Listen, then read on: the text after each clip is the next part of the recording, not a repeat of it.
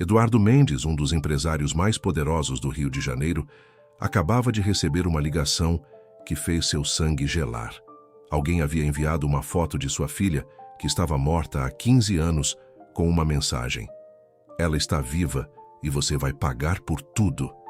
Desesperado, ele contratou a melhor detetive particular da cidade.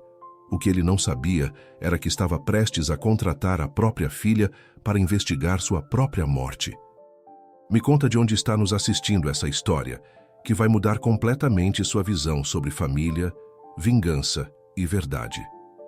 O escritório de Eduardo Mendes ocupava todo o último andar de um prédio comercial em Ipanema.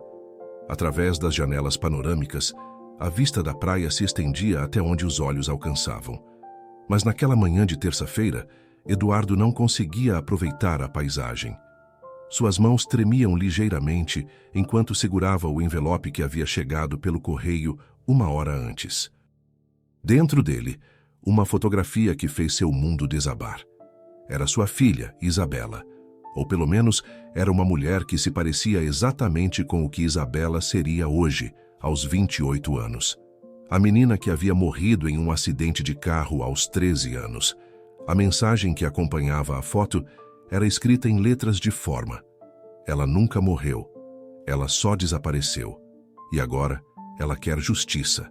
Eduardo se serviu de uma dose dupla de uísque, mesmo sendo apenas 10 horas da manhã. A bebida queimou sua garganta, mas não apagou o terror que crescia em seu peito. Há 15 anos ele havia enterrado sua filha, havia chorado sobre o caixão, havia carregado o peso da culpa todos os dias desde então. Como era possível que ela estivesse viva? O telefone tocou, interrompendo seus pensamentos sombrios. "Senhor Eduardo", disse sua secretária. A detetive Helena Santos chegou para a reunião. Eduardo respirou fundo.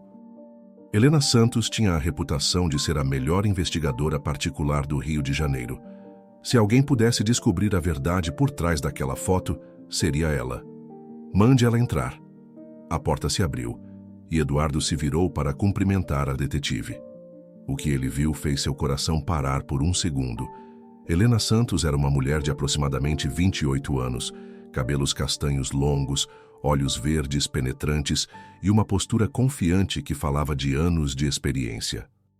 Havia algo familiar em seu rosto, algo que fez uma campainha soar na mente de Eduardo. "Senhor Mendes", ela disse estendendo a mão. "Helena Santos, investigações particulares." Quando suas mãos se tocaram, Eduardo sentiu um arrepio estranho.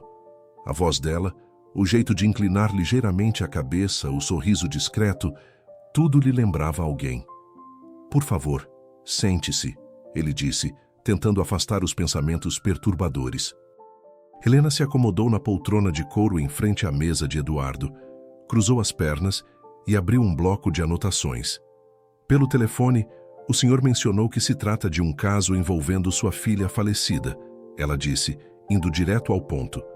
Eduardo pegou o envelope e o deslizou pela mesa em direção a ela. "Recebi isso hoje de manhã."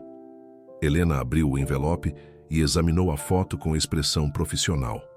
Mas Eduardo não perdeu o ligeiro tremor em suas mãos quando ela viu a imagem.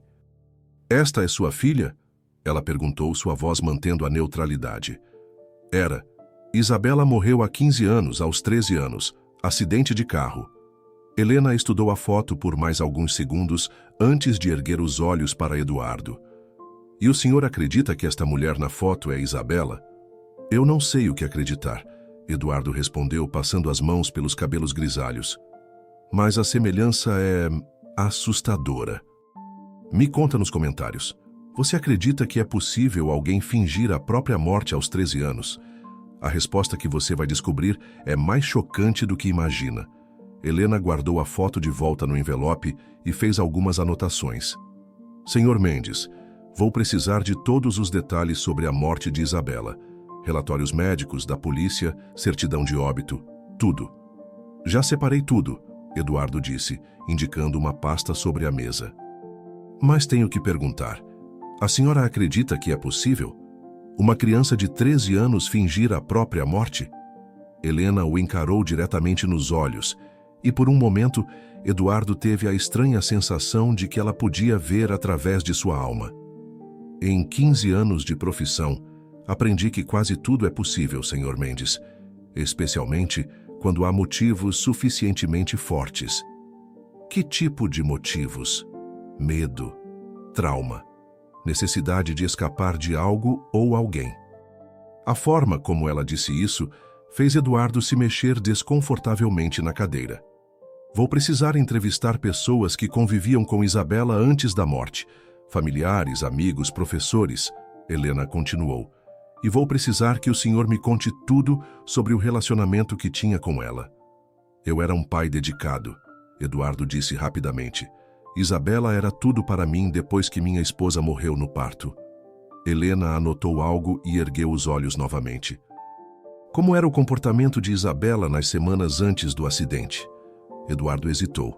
Era uma pergunta que ele havia evitado por 15 anos. Ela estava diferente, mais fechada. Às vezes, eu a encontrava chorando sem motivo aparente. O senhor chegou a perguntar o que estava acontecendo? Claro que sim, mas ela sempre dizia que estava tudo bem. Helena fez mais anotações e Eduardo não conseguiu decifrar a expressão em seu rosto. Senhor Mendes, preciso ser direta. Se Isabela realmente está viva, e se ela desapareceu intencionalmente, deve haver uma razão muito forte. E essa razão provavelmente tem a ver com sua família. As palavras atingiram Eduardo como balas. O que está insinuando? Não estou insinuando nada. Estou apenas dizendo que crianças não fogem de lares felizes. O silêncio que se seguiu foi tenso. Eduardo se levantou e caminhou até a janela, dando as costas para Helena. Eu amava minha filha mais do que minha própria vida, ele disse, a voz tremendo ligeiramente. Tenho certeza de que sim, Helena respondeu suavemente. Mas amor e proteção nem sempre são a mesma coisa. Eduardo se virou bruscamente para encará-la. Aceita o caso ou não? Helena fechou o seu bloco de anotações e se levantou. Aceito. Meus honorários são R$ 15.000, mais despesas. Metade agora, metade quando eu encontrar a verdade. Eduardo abriu uma gaveta e retirou um envelope com dinheiro. Aqui estão os primeiros 15.000, mas quero resultados rápidos. Helena pegou o dinheiro e caminhou em direção à porta. Antes de sair, ela se virou uma última vez. Senhor Mendes, há uma coisa que preciso que entenda. Se eu descobrir que Isabela está viva, isso significa que você passou 15 anos chorando por alguém que escolheu desaparecer. E se ela escolheu desaparecer, foi por algo muito grave. Só encontre minha filha, Eduardo sussurrou. Vou encontrar a verdade, Helena corrigiu. Nem sempre são a mesma coisa. Depois que Helena saiu, Eduardo se dirigiu ao cofre atrás de sua mesa e retirou uma pasta vermelha marcada como confidencial. Dentro dela, documentos que ninguém mais havia visto. Documentos que provavam que ele sabia exatamente por que Isabela havia desaparecido. E agora, a melhor detetive do Rio de Janeiro estava investigando os próprios segredos que ele havia matado para proteger. O que Eduardo não sabia era que Helena Santos não era apenas uma detetive qualquer. Era uma mulher que havia passado 15 anos planejando aquele momento. O momento em que finalmente olharia nos olhos do homem que a havia obrigado a morrer para conseguir viver. 15 anos atrás, Isabela Mendes era uma menina de 13 anos que vivia em uma mansão em Barra da Tijuca com seu pai Eduardo. Para o mundo exterior, eles eram uma família perfeita. Mas o que acontecia dentro daquela casa, nas noites em que Eduardo chegava bêbado, era um segredo que quase custou a vida de Isabela. E a decisão que ela tomou naquela noite chuvosa de julho mudou 2 vidas para sempre. 15 anos atrás, Mansão dos Mendes, Barra da Tijuca. Isabela estava em seu quarto fazendo o dever de casa quando ouviu o som familiar do portão automático se abrindo. Seu estômago se contraiu imediatamente. Eram 11h30 da noite de uma quinta-feira e seu pai estava chegando em casa. Ela correu até a janela e espiou. O Mercedes de Eduardo estava estacionado de forma torta na entrada, uma das rodas em cima do gramado. Ele saiu do carro cambaleando ligeiramente, a gravata frouxa e os cabelos desarrumados. Havia bebido novamente. Isabela sentiu o medo familiar subindo pela garganta. Rapidamente, apagou a luz do quarto e se escondeu debaixo das cobertas, fingindo dormir. Talvez dessa vez ele simplesmente fosse direto para o próprio quarto. Mas os passos pesados na escada eram irregulares, e ela podia ouvir Eduardo murmurando algo incompreensível. Os passos pararam em frente à porta do quarto dela. A maçaneta girou lentamente. "Isabela", Eduardo chamou em voz baixa. "Papai quer conversar com você." Ela manteve os olhos fechados, respirando de forma regular, como se estivesse dormindo profundamente. Por um momento, achou que ele fosse desistir. Mas então, sentiu o peso dele se sentando na beira da cama. "Eu sei que você está acordada, princesa", ele disse, sua voz pastosa pelo álcool. "Papai teve um dia muito difícil hoje. Precisava de você." Isabela continuou fingindo dormir, mas seu coração batia tão forte que tinha certeza de que ele podia ouvi-lo. A mão de Eduardo pousou sobre seu ombro por cima da coberta. "Você sabe que papai te ama muito, né? Você é tudo o que me restou depois que sua mãe morreu." A mão dele começou a se mover, descendo lentamente pelo seu braço. "E você está crescendo tanto, ficando tão bonita quanto sua mãe era." Isabela abriu os olhos de repente e se afastou para o outro lado da cama. "Pai, estou com sono. Podemos conversar amanhã." Eduardo sorriu, mas havia algo sinistro naquele sorriso que fez o estômago de Isabela revirar. "Amanhã eu vou estar trabalhando, princesa, e à noite eu tenho aquele jantar de negócios. Nossa conversa é agora." Ele se levantou e trancou a porta do quarto. Isabela sentou na cama, puxando os joelhos contra o peito. Aos 13 anos, ela ainda não entendia completamente o que estava acontecendo, mas sabia que era errado. "Pai, eu preciso ir ao banheiro", ela disse tentando se levantar. Eduardo a segurou pelo braço mais forte do que necessário. "Depois, princesa. Primeiro vamos ter nossa conversa especial." Naquele momento, Isabela entendeu que não havia conversa nenhuma e que aquilo não era a primeira vez que estava acontecendo. As memórias reprimidas vieram à tona como uma avalanche. As conversas especiais que haviam começado alguns meses antes. A forma como seu pai a tocava quando achava que ela estava dormindo. Os presentes caros que apareciam no dia seguinte, sempre acompanhados de promessas de que aquilo era normal e especial entre eles. "Pai, eu não quero", ela disse, sua voz saindo mais forte do que esperava. Eduardo parou por um momento, a expressão mudando para algo mais frio. "Não quero o quê, Isabela?" "Essas conversas, esses toques. Eu sei que isso não é normal." O tapa veio rápido e forte, fazendo sua cabeça girar para o lado. Isabela levou a mão ao rosto, sentindo o gosto de sangue na boca. "Você não sabe de nada", Eduardo disse, sua voz agora completamente diferente. "Você é uma criança. Eu sou seu pai. Eu sei o que é melhor para você." Ele se aproximou novamente, mas Isabela se encolheu contra a cabeceira da cama.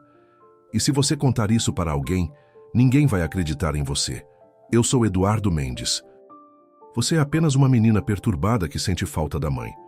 Naquela noite, depois que Eduardo finalmente saiu de seu quarto, Isabela ficou acordada até o amanhecer planejando sua fuga. Ela sabia que não podia simplesmente fugir de casa. Eduardo tinha dinheiro, poder, conexões. Ele a encontraria em questão de horas. Mas havia uma pessoa que podia ajudá-la. Alguém que Eduardo nunca suspeitaria. Marlene, a governanta da família, trabalhava para eles há 10 anos. Era uma mulher negra de 45 anos que havia criado Isabela praticamente sozinha depois da morte de sua mãe. Na manhã seguinte, enquanto Eduardo estava no trabalho, Isabela procurou Marlene na lavanderia. "Marlene, preciso falar com você sobre uma coisa muito importante." Marlene parou de dobrar as roupas e olhou para o rosto marcado de Isabela. "Meu Deus, menina, o que aconteceu com sua bochecha?" Isabela respirou fundo e contou tudo, cada detalhe, cada toque inapropriado, cada ameaça. Quando terminou, Marlene estava chorando. "Eu sabia que tinha algo errado", ela sussurrou. "O jeito como ele olhava para você, mas eu nunca imaginei." "Marlene, eu preciso ir embora, para sempre, mas ele não pode saber que fugi." "Menina, Você tem apenas 13 anos. Como vai sobreviver sozinha? Eu tenho um plano, Isabela disse, mostrando uma determinação que impressionou até mesmo Marlene. Mas preciso da sua ajuda. O plano de Isabela era arriscado e complexo, mas era a única forma de escapar de Eduardo definitivamente.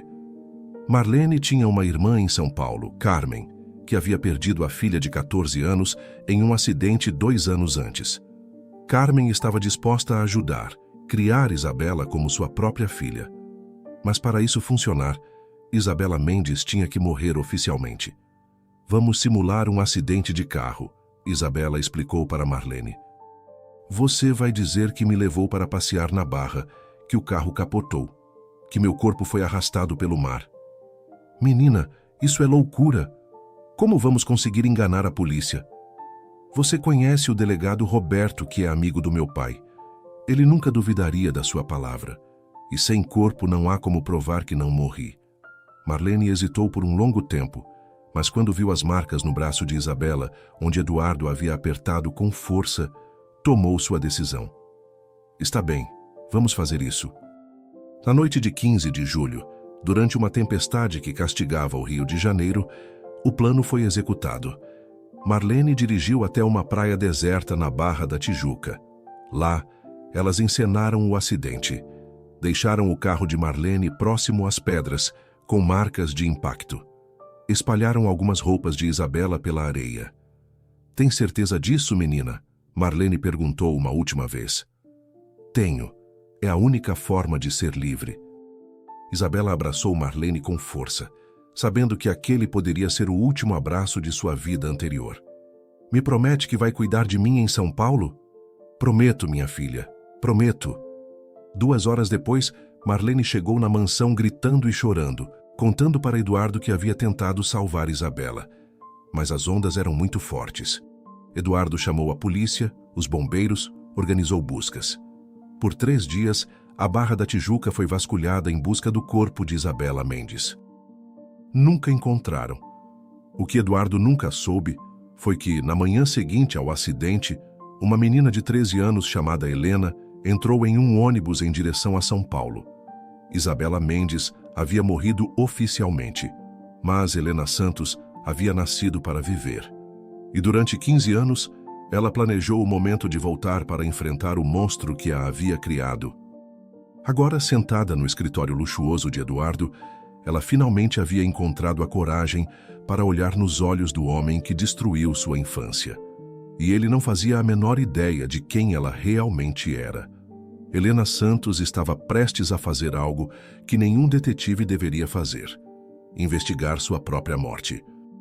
Ela tinha 15 anos para planejar aquele momento, mas quando começou a revisar os arquivos do acidente que tirou Isabela Mendes do mundo, descobriu detalhes que nem ela mesma conhecia. E o que encontrou nos relatórios da polícia fez seu sangue gelar. Me conta de onde está nos assistindo e se você já descobriu algo sobre seu passado que mudou tudo. Helena estacionou seu carro em frente ao 15º Distrito Policial da Barra da Tijuca. Era estranho estar ali como detetive particular, investigando um caso que ela mesma havia criado 15 anos antes. O delegado Roberto Silva, agora com 58 anos e cabelos completamente grisalhos, a recebeu em sua sala com cordialidade profissional. Detetive Santos, é um prazer conhecê-la. Sua reputação a precede. Obrigada, delegado. Estou investigando um caso antigo, o desaparecimento de Isabela Mendes 15 anos atrás. Roberto parou de mexer nos papéis sobre sua mesa. Sua expressão mudou ligeiramente. Isabela Mendes, Eduardo Mendes é um homem muito influente. Por que reabrir esse caso agora? Surgiram novas evidências de que ela pode estar viva. O delegado se recostou na cadeira, estudando Helena com interesse renovado. Evidências como o quê? Helena retirou a foto de sua pasta e a mostrou para Roberto. Esta foto chegou às mãos do Sr. Eduardo recentemente. Roberto examinou a imagem com atenção. Helena observou cada expressão em seu rosto, procurando por qualquer sinal de reconhecimento ou culpa. Realmente a semelhança é impressionante, ele disse finalmente, mas fotos podem ser manipuladas hoje em dia. Por isso preciso revisar todos os arquivos do caso original, relatórios, depoimentos, evidências físicas. Roberto hesitou por um momento. Detetive Santos, posso ser franco com você? Por favor. O caso Isabela Mendes foi um dos mais traumáticos da minha carreira. Uma menina de 13 anos perdida no mar durante uma tempestade. Nunca encontramos o corpo. Ele se levantou e caminhou até um arquivo, de onde retirou uma pasta amarelada pelo tempo. Aqui estão todos os documentos, mas devo avisá-la. Há detalhes nesse caso que sempre me incomodaram. Helena sentiu o coração acelerar. Que tipo de detalhes? Roberto abriu a pasta e retirou algumas fotos do local do acidente. A governanta Marlene Santos disse que estava levando Isabela para ver a tempestade na praia. Segundo ela, uma onda gigante atingiu o carro e arrastou a menina. Helena observou as fotos com cuidado, vendo pela primeira vez a cena que ela e Marlene haviam criado. O que o incomodava no depoimento dela? Helena perguntou, tentando manter a voz neutra. Várias coisas. Primeiro, por que uma governanta responsável levaria uma criança para ver uma tempestade perigosa? Segundo, as marcas no carro não condiziam totalmente com o impacto de ondas. Helena sentiu o suor começar a formar em suas mãos. O senhor chegou a questionar isso na época? Questionei sim, mas Marlene estava visivelmente traumatizada e Eduardo Mendes, bem, ele é um homem poderoso, pressionou para que o caso fosse encerrado rapidamente. Roberto retirou outro documento da pasta. Além disso, havia algo estranho no comportamento de Isabela nas semanas anteriores ao acidente. Como assim? Conversei com algumas professoras da escola. Elas disseram que Isabela havia mudado muito nos últimos meses. Estava mais retraída, às vezes chegava à escola com olheiras como se não estivesse dormindo bem. Helena sentiu um nó na garganta. Ela se lembrava daquelas noites em claro, sempre alerta, sempre com medo. Uma professora em particular, Dona Sônia, disse algo que nunca saiu da minha cabeça. Roberto continuou. O que ela disse? Que Isabela havia perguntado se era normal um pai fazer coisas estranhas com a filha. Quando Dona Sônia tentou investigar mais, Isabela ficou apavorada e disse que havia inventado tudo. O silêncio que se seguiu foi pesado. Helena lutava para manter a compostura profissional enquanto revivia aqueles momentos terríveis. O senhor chegou a investigar essa possibilidade? Roberto suspirou profundamente. Tentei. Mas quando confrontei Eduardo sobre isso, ele ficou furioso. Disse que era absurdo, que Isabela estava traumatizada pela morte da mãe e estava fantasiando. Ele ameaçou processar a escola e minha carreira se eu continuasse espalhando calúnias. E o senhor desistiu? Não tive escolha. Eduardo tem conexões até em Brasília. Sem evidências concretas, eu não podia fazer nada. Helena fechou os punhos embaixo da mesa. Mesmo 15 anos depois, Eduardo ainda estava intimidando as pessoas para proteger seus segredos. Delegado, posso levar esses arquivos para analisar com mais calma?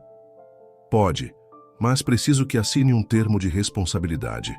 E Helena? Sim? Se você descobrir que Isabela está realmente viva, isso significa que esse caso todo foi uma farsa, e eu vou querer saber por quê. Saindo da delegacia, Helena dirigiu até o Colégio Santa Mônica, na Barra da Tijuca, onde estudara até os 13 anos. O prédio estava maior, mais moderno, mas ainda era possível reconhecer o lugar onde havia passado seus últimos meses como Isabela. Na secretaria, pediu para falar com Dona Sônia, que ainda trabalhava na escola como coordenadora pedagógica. Dona Sônia, agora com 65 anos, cabelos brancos e óculos de leitura, a recebeu em uma sala pequena cheia de livros didáticos. Detetive Santos, que posso fazer pela senhora? Estou investigando o caso de Isabela Mendes, que estudou aqui há 15 anos. O rosto de Dona Sônia se contraiu imediatamente.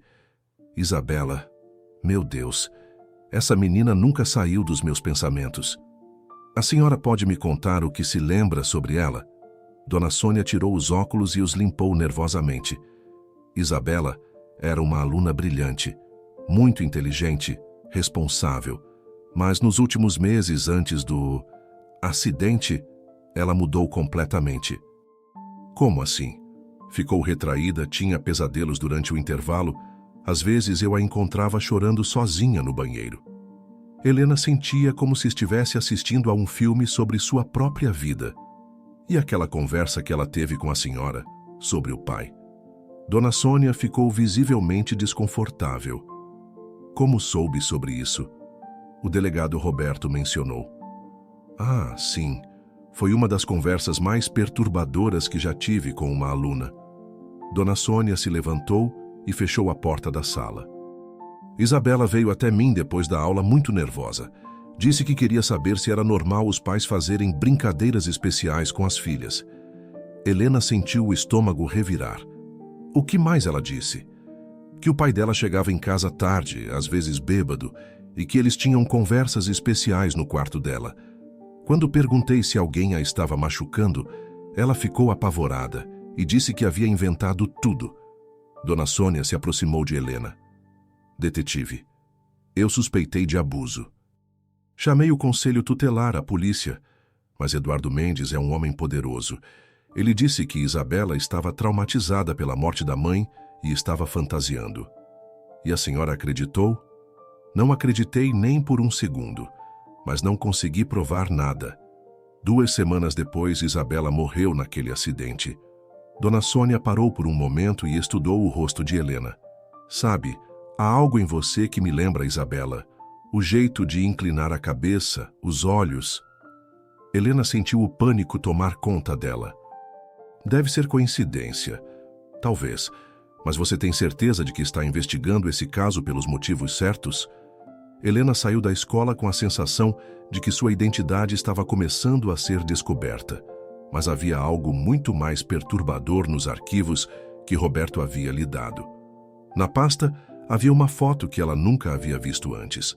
Uma foto tirada no necrotério, 3 dias após o acidente. Era o corpo de uma menina, aproximadamente da mesma idade de Isabela. Um corpo que havia sido identificado como sendo de uma jovem não identificada, encontrada na praia de Copacabana na mesma semana. Helena olhou para a foto com um horror crescente. Se havia um corpo no necrotério, como Eduardo havia conseguido enterrar Isabela? E mais importante, quem era a menina que foi enterrada no lugar dela? Helena acabara de descobrir que outra menina foi enterrada no lugar dela 15 anos atrás. Mas quando começou a investigar a identidade dessa jovem, descobriu algo que fez seu mundo desabar. Eduardo sempre soube que ela estava viva. E ele havia orquestrado tudo para se livrar das 2 meninas de uma vez só. A verdade sobre aquela noite é mais sinistra do que qualquer um poderia imaginar. Helena estava em seu apartamento em Copacabana, cercada pelos arquivos do caso, quando fez a descoberta que mudou tudo. A foto da garota no necrotério estava sobre sua mesa, e algo nela havia chamado sua atenção. Uma pequena cicatriz em formato de lua no braço direito da vítima. Helena conhecia aquela cicatriz.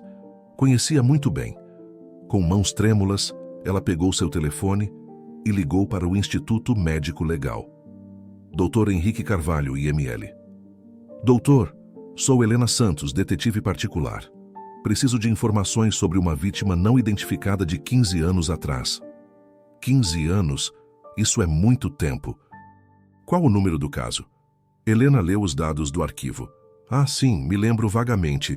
Menina de aproximadamente 13 anos encontrada na praia de Copacabana. Causa da morte: afogamento. Doutor, havia algo distintivo sobre o corpo? Alguma marca, cicatriz? Deixe-me verificar. Sim, havia uma cicatriz em formato de lua crescente no braço direito. Parecia ser de uma cirurgia antiga. Helena deixou o telefone cair. Suas pernas fraquejaram e ela se apoiou na mesa para não desabar. A menina que foi enterrada como Isabela Mendes era Carla Santos, sua irmã adotiva em São Paulo. Helena correu para o banheiro e vomitou tudo o que havia comido no dia. A realidade era muito mais sinistra do que ela jamais imaginou. Carla Santos tinha 14 anos quando desapareceu de São Paulo, exatamente na mesma semana em que Isabela morreu no Rio. Carmen, a irmã de Marlene, que deveria cuidar de Helena, havia reportado o desaparecimento de Carla à polícia, mas o caso nunca foi solucionado. Agora Helena entendia por quê. Eduardo não havia sido enganado pelo plano dela e de Marlene. Ele havia descoberto tudo e usado a situação para se livrar de duas problemas de uma vez só. Carla Santos havia sido sequestrada, assassinada e seu corpo usado para dar credibilidade à morte de Isabela. E Eduardo sabia exatamente onde Isabela estava escondida. Helena pegou seu carro e dirigiu como uma louca até Niterói, para a casa onde Marlene vivia desde que se aposentou. Marlene, agora com 60 anos e cabelos completamente brancos, abriu a porta de sua pequena casa em um conjunto habitacional. Helena, que surpresa! Entre, minha filha. Helena entrou na sala simples, mas não se sentou. Marlene, preciso que me conte a verdade sobre aquela noite. A verdade completa. Marlene ficou visivelmente nervosa. Que verdade, minha filha? Você sabe de tudo o que aconteceu. Sei. Então me explica como o corpo de Carla Santos acabou sendo enterrado como se fosse o meu. O rosto de Marlene empalideceu completamente. Como soube sobre isso? Não importa como. Quero que me conte tudo. Agora. Marlene se sentou pesadamente no sofá, as mãos tremendo. Helena, eu não queria que você descobrisse assim. Descobrisse o quê? Que você e Eduardo planejaram tudo juntos? Que vocês mataram uma menina inocente para encobrir os crimes dele? Não! Marlene gritou, se levantando. Não foi assim. Então como foi? Marlene caminhou até a janela, dando as costas para Helena. 3 dias depois do seu acidente, Eduardo veio me procurar. Disse que sabia que você estava viva, que havia descoberto nosso plano. Helena sentiu o chão desaparecer sob seus pés. Ele sabia desde o início? Não desde o início, mas descobriu rapidamente. Eduardo não é um homem qualquer, Helena. Ele tem recursos, conexões. Rastreou a passagem de ônibus que você comprou para São Paulo. Marlene se virou para encarar Helena, lágrimas descendo por seu rosto. Ele me fez uma proposta. Disse que se eu não contasse para ninguém onde você estava, ele deixaria você viver sua nova vida em paz, mas precisava de um corpo para tornar sua morte convincente. E você aceitou? Eu não tinha escolha. Ele ameaçou matar você e a mim se eu não cooperasse. Helena sentiu a raiva explodir dentro dela. Então vocês mataram Carla? Não. Carla já estava morta quando Eduardo a trouxe. Ele disse que havia encontrado o corpo na praia de Copacabana, que era uma menina de rua que ninguém reclamaria. E você acreditou? Marlene ficou em silêncio por um longo momento. Eu queria acreditar. Era mais fácil do que enfrentar a verdade. Helena saiu da casa de Marlene com a certeza de que precisava confrontar Eduardo.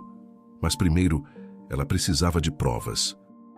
No dia seguinte, usando seus contatos como detetive, ela conseguiu acesso aos registros telefônicos de Eduardo dos últimos 15 anos. O que encontrou confirmou suas piores suspeitas. Eduardo havia mantido contato regular com pessoas em São Paulo. Pessoas que rastreavam meninas desaparecidas e vendiam informações sobre suas localizações. Carla Santos não havia sido encontrada morta na praia. Ela havia sido sequestrada por uma rede de tráfico que trabalhava para Eduardo, morta especificamente para servir como corpo substituto para Isabela. Mas havia algo ainda pior nos registros. Eduardo não havia parado em 1989. Nos 15 anos seguintes, ele havia ajudado outras famílias com filhas problemáticas a resolver seus problemas, sempre da mesma forma. Helena encontrou pelo menos 6 casos de meninas que haviam morrido em acidentes suspeitos e cujos corpos nunca foram encontrados ou foram identificados incorretamente. E agora, ele havia contratado a própria filha para investigar seus crimes. Helena entendeu que Eduardo sempre soube quem ela era, desde o momento em que ela entrou em seu escritório. Ele não a havia contratado para encontrar Isabela. Ele a havia atraído para uma armadilha. A foto que ele recebeu pelo correio não havia sido enviada por um chantagista qualquer. Havia sido enviada por ele mesmo como desculpa para trazê-la de volta ao Rio. Eduardo havia passado 15 anos observando Helena de longe, esperando o momento certo para eliminá-la definitivamente. E agora, ela estava exatamente onde ele queria. Helena percebeu que estava em perigo mortal quando chegou em casa e encontrou sua porta arrombada. Dentro do apartamento, tudo estava revirado. Seus arquivos sobre o caso haviam desaparecido. Na mesa da cozinha havia um bilhete. Querida Isabela, 15 anos é tempo suficiente de liberdade. Hora de voltar para casa. Papai. Helena pegou sua arma e saiu correndo do apartamento. Ela precisava chegar até Eduardo antes que ele chegasse até ela. Mas quando ligou o carro, percebeu que os freios haviam sido sabotados. O carro de Helena desceu a ladeira de Copacabana sem freios, desgovernado, em direção ao mar. Ela conseguiu saltar do veículo segundos antes dele bater nas pedras da praia. Machucada, mas viva, Helena se escondeu atrás das pedras e viu 2 homens se aproximando do carro destruído, procurando por seu corpo. Ela reconheceu um deles. Era o mesmo motorista que trabalhava para Eduardo há 15 anos. Eduardo não estava apenas tentando matá-la. Ele estava recriando o acidente original, mas desta vez garantindo que ela realmente morresse. O que Eduardo não sabia era que Helena havia passado 15 anos se preparando para esse momento. E ela tinha um plano que destruiria não apenas ele, mas toda a rede criminosa que ele comandava. Helena fingiu sua própria morte mais uma vez para escapar da armadilha de Eduardo. Mas desta vez ela não estava fugindo. Ela estava contra-atacando. Nos 15 anos que Eduardo pensou que ela estava escondida e com medo, Helena construiu uma rede de aliados e coletou evidências que iriam destruir não apenas ele, mas todo o império criminoso que ele comandava. A vingança que estava por vir seria épica. Me conta de onde está nos assistindo. E se você acredita que a justiça sempre prevalece, mesmo que demore 15 anos. 3 dias após o acidente de carro, Eduardo Mendes estava em seu escritório celebrando discretamente. Para o mundo exterior, a detetive Helena Santos havia morrido em um acidente trágico enquanto investigava o caso Isabela Mendes. O que Eduardo não sabia era que Helena estava viva e escondida em um local que ele jamais suspeitaria. O porão da própria delegacia onde Roberto Silva trabalhava. Roberto não apenas suspeitava da verdade há 15 anos. Ele havia passado todo esse tempo investigando Eduardo secretamente, coletando evidências, esperando o momento certo para agir. Helena, Roberto disse, trazendo café e sanduíches para ela. Ou devo chamá-la de Isabela? Pode me chamar de Helena. Isabela morreu há 15 anos. Eu sou outra pessoa agora. Uma pessoa que passou 15 anos planejando se vingar do próprio pai. Helena olhou para Roberto com uma determinação que fez o delegado entender que estava diante de uma das mulheres mais perigosas que já conhecera. Roberto, você não faz ideia do que Eduardo realmente é. Ele não é apenas um criminoso. Ele comanda uma rede de menores que opera há décadas. Helena abriu um laptop e mostrou para Roberto arquivos que havia coletado ao longo dos anos. 15 anos atrás, quando fugi para São Paulo, não fui apenas me esconder, fui investigar. Descobri que Eduardo tem conexões com redes criminosas em todo o país. Na tela do laptop, Roberto viu fotografias, documentos, registros telefônicos e depoimentos de vítimas que Helena havia coletado meticulosamente. Meu Deus, Roberto sussurrou. Como você conseguiu tudo isso? Paciência, determinação e a vantagem de estar oficialmente morta. Helena clicou em uma pasta chamada Vítimas. Eduardo usa sua empresa de construção como fachada. Ele constrói casas em locais isolados que servem como prisões para as meninas. Depois ele as vende para uma rede internacional. Roberto estudou os documentos com horror crescente. São meninas que tentaram fugir ou que começaram a dar trabalho. Eduardo faz elas sumirem. Helena abriu outro arquivo. Carla Santos foi sequestrada sob encomenda. Eduardo precisava de uma pessoa da idade certa para me substituir. Ele encomendou o sumiço, o de uma menina inocente, apenas para proteger seus segredos. Roberto se sentou pesadamente na cadeira. Helena, por que você não me procurou antes? Com essas evidências eu poderia ter prendido Eduardo há anos. Por que eu precisava ter certeza de que você não estava envolvido? e porque eu queria que ele sofresse primeiro. Helena revelou para Roberto que nos últimos 15 anos ela não havia apenas coletado evidências, ela havia se infiltrado na própria rede de Eduardo. Como assim? Eduardo achava que estava me rastreando em segredo. Na verdade, eu estava deixando pistas falsas para ele me encontrar quando eu estivesse pronta. Helena mostrou registros de transferências bancárias. Nos últimos 5 anos, eu me tornei a principal fornecedora de informações falsas para a rede dele.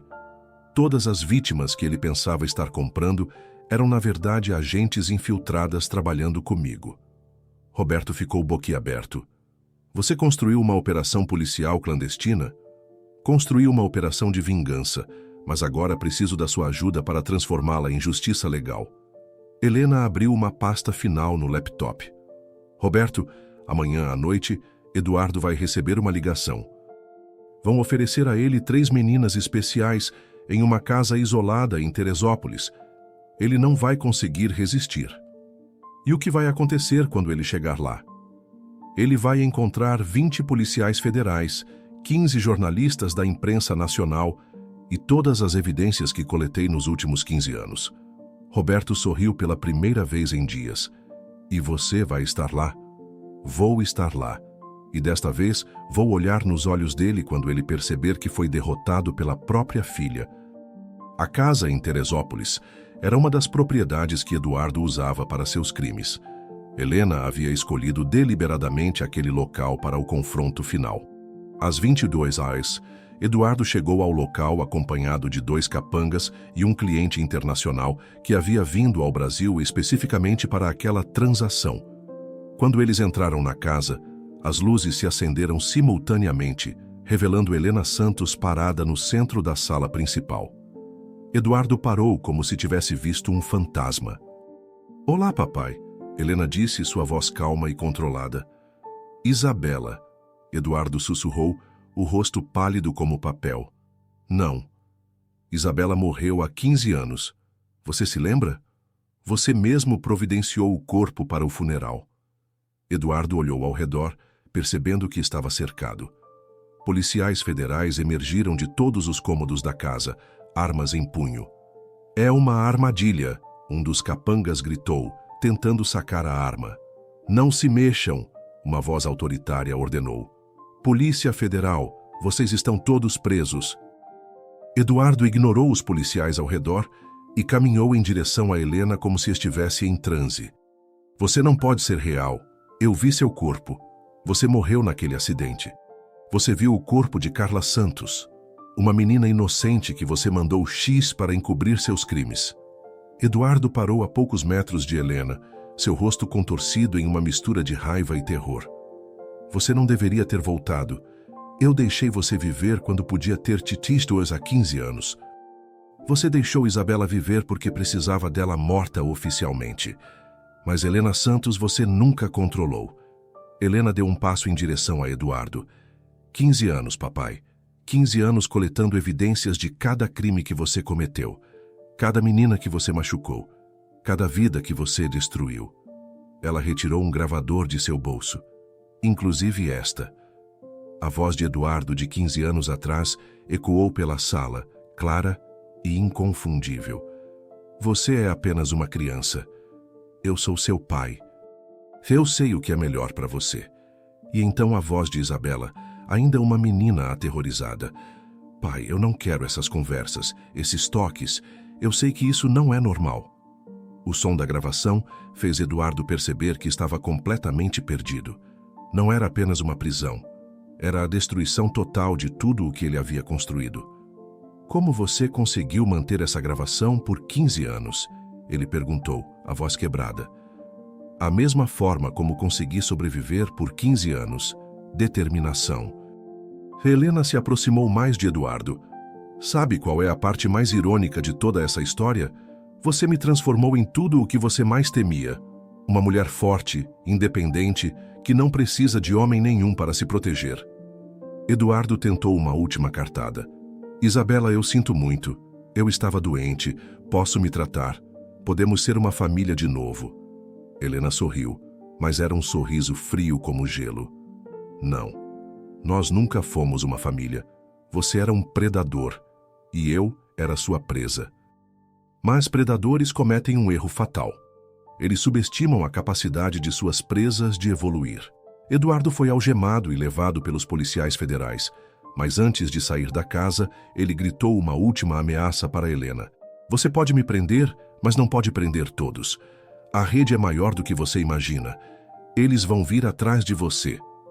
Helena observou o pai sendo levado, mas não sentiu a satisfação que esperava. Porque Eduardo estava certo sobre uma coisa: a rede era maior do que ela imaginava. E naquela mesma noite, enquanto Eduardo estava sendo fichado na Polícia Federal, Helena recebeu uma ligação de um número desconhecido. Helena Santos, disse uma voz distorcida. Ou devo dizer, Isabela Mendes. Você acabou de destruir 15 anos de trabalho. Agora é nossa vez de brincar. Me conta nos comentários. Você acha que a vingança de Helena valeu a pena? E como você acha que ela vai enfrentar essa nova ameaça? Helena pensava que havia destruído Eduardo e sua rede criminosa, mas a ligação ameaçadora que recebeu na noite da prisão dele revelou uma verdade terrível. Eduardo era apenas um soldado em uma organização muito maior. E agora, essa organização queria Helena descartada. Mas o que ela vai descobrir sobre quem realmente comanda essa rede vai chocar você até a alma. 3 semanas após a prisão de Eduardo, Helena estava vivendo sob proteção policial em um local secreto. Roberto Silva havia se tornado não apenas seu protetor, mas seu parceiro na investigação que estava apenas começando. Helena, precisamos falar sobre essa ligação que você recebeu, Roberto disse entrando na sala segura, onde ela estava revisando documentos. Já rastrearam o número? Rastreamos. E o que descobrimos vai chocar você. Roberto colocou uma pasta sobre a mesa. A ligação veio de dentro da própria Polícia Federal. Helena levantou os olhos dos documentos, o sangue gelando em suas veias. Como assim? Alguém de dentro da operação que prendeu Eduardo ligou para você com ameaças. Isso significa que a rede criminosa tem infiltrados na própria polícia. Helena se levantou e começou a andar de um lado para o outro. Roberto, se eles têm gente dentro da Polícia Federal, então ninguém está seguro. Nem eu, nem você, nem as outras vítimas que testemunharam contra Eduardo. Naquele momento, o telefone de Roberto tocou. Delegado Silva, ele atendeu. Helena observou o rosto de Roberto mudar de expressão enquanto ele ouvia quem estava do outro lado da linha. Entendi, estamos indo para lá agora. Roberto desligou e olhou para Helena com uma expressão sombria. Eduardo foi encontrado morto na cela dele há 1 hora. Na delegacia da Polícia Federal, Helena e Roberto foram levados para ver o corpo de Eduardo. Ele estava pendurado por um lençol amarrado no teto da cela, aparentemente um suicídio. Mas Helena notou algo que os outros não perceberam. Roberto, olha as mãos dele. O que tem? Eduardo era canhoto, sempre foi, mas esse nó foi feito por uma pessoa destra. Roberto examinou mais de perto e confirmou a suspeita de Helena. Você está dizendo que foi assassinato? Estou dizendo que alguém quis que Eduardo morresse antes que ele pudesse falar. Naquele momento, um policial federal se aproximou deles. Detetive Santos, sou o agente Carvalho. Preciso falar com a senhora em particular. Roberto ficou desconfiado. Qualquer coisa que tenha a dizer para ela, pode dizer na minha frente. O agente Carvalho sorriu, mas havia algo sinistro naquele sorriso. Na verdade, não posso. Ele fez um sinal com a mão e outros 3 agentes se aproximaram, cercando Helena e Roberto. Helena Santos, você está presa por obstrução da justiça e formação de quadrilha. Isso é ridículo, Roberto protestou. Com que autoridade? Com a autoridade de quem realmente comanda essa operação. Helena foi levada para uma sala de interrogatório, onde aguardou por 2 horas. Quando a porta finalmente se abriu, ela não podia acreditar no que seus olhos viram. Era Marlene. Mas não a Marlene humilde e simples que havia criado Helena. Era uma Marlene vestindo um terno caro, cabelos profissionalmente arrumados, usando joias que custavam mais do que a casa onde ela vivia. Olá, minha querida Helena, Marlene disse, sentando-se à mesa de interrogatório. Marlene, o que você está fazendo aqui? Como estou vestida assim? Como tenho acesso à Polícia Federal? Como consegui chegar até você? Marlene sorriu e Helena viu uma frieza nos olhos dela que nunca havia notado antes. Porque eu sempre fui a verdadeira chefe de toda essa operação. Helena sentiu como se tivesse levado um soco no estômago. Isso não é possível. É não apenas possível, como é a verdade. Eduardo nunca foi o chefe de nada. Ele era apenas um cliente com dinheiro suficiente para pagar pelos serviços que eu oferecia. Marlene se recostou na cadeira, estudando a expressão chocada de Helena. Você realmente achou que uma simples governanta conseguiria organizar sua fuga tão perfeitamente? Conseguiria arranjar documentos falsos, identidade nova, vida inteira construída em São Paulo? Helena começou a entender a dimensão da traição. Você planejou tudo desde o início. Planejei. Eduardo estava se tornando um problema. Muito visível, muito descuidado. E você era a oportunidade perfeita para me livrar dele. Marlene se levantou e começou a caminhar ao redor da mesa onde Helena estava sentada. 15 anos atrás, quando você veio me contar sobre os avanços de Eduardo, eu vi a oportunidade perfeita. Você seria minha arma para destruí-lo quando chegasse a hora. Mas você me ajudou a fugir. Eu te criei como minha arma pessoal. Te treinei, te moldei, te direcionei. Você passou 15 anos coletando evidências contra Eduardo porque eu queria que você fizesse isso. Helena se levantou bruscamente da cadeira. Você está mentindo. Estou? Então me explica como você conseguiu se tornar a melhor detetive particular do Rio de Janeiro tão rapidamente. Como conseguiu todos aqueles contatos, todas aquelas informações privilegiadas. Marlene retirou uma pasta de sua bolsa. Porque eu estava facilitando tudo para você. Cada caso que você resolveu, cada cliente que te contratou, cada informação que você conseguiu, tudo passou pelas minhas mãos primeiro. Helena olhou para a pasta e viu fotografias suas dos últimos 15 anos. Fotos que só poderiam ter sido tiradas por alguém que a estava seguindo constantemente. Meu Deus, Helena sussurrou. Você esteve me vigiando esse tempo todo. Vigiando, protegendo, direcionando. Você era meu projeto mais importante. Helena se sentou novamente, tentando processar a magnitude da traição. E Carla Santos, você mandou xixis uma menina inocente? Marlene deu de ombros, como se estivesse falando sobre o tempo. Carla era uma das meninas da rede. Estava causando problemas, tentando fugir. 2 moscas com uma cajadada só. Você é um monstro. Eu sou uma empresária. E você é meu produto mais bem-sucedido. Marlene voltou a se sentar à mesa. Helena, você pode escolher.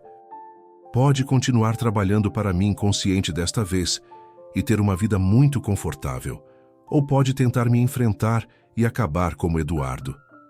Helena estudou o rosto da mulher que havia criado ela, procurando algum vestígio da pessoa que pensava conhecer. Por que está me contando tudo isso? Por que não mexi junto com Eduardo? Porque você é valiosa demais para desaparecer. 15 anos de treinamento, de moldagem.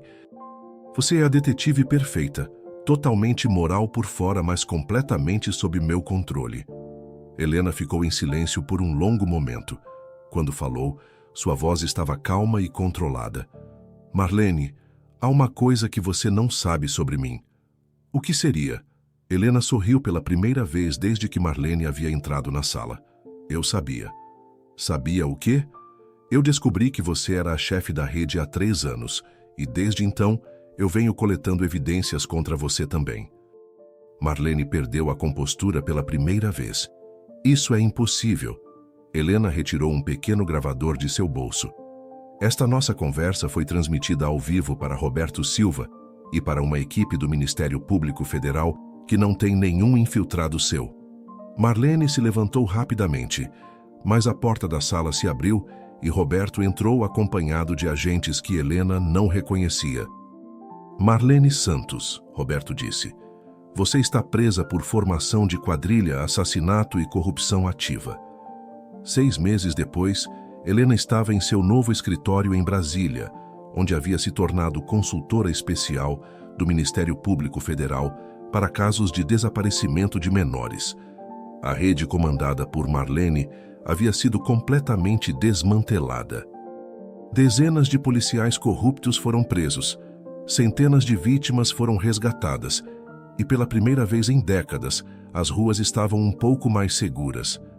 Roberto havia sido promovido e agora chefiava uma força-tarefa nacional contra o desaparecimento de menores. E Helena, finalmente, havia encontrado paz. Na parede de seu escritório, 2 fotos. Uma de Carla Santos, a menina que morreu em seu lugar, e outra de todas as meninas que ela havia ajudado a salvar ao longo dos anos. Em sua mesa, Helena mantinha uma placa com uma frase que resumia sua vida. Às vezes, morrer é a única forma de renascer forte o suficiente para vencer. Isabela Mendes havia morrido aos 13 anos para que Helena Santos pudesse viver. E Helena Santos havia vivido para que centenas de outras meninas não precisassem morrer.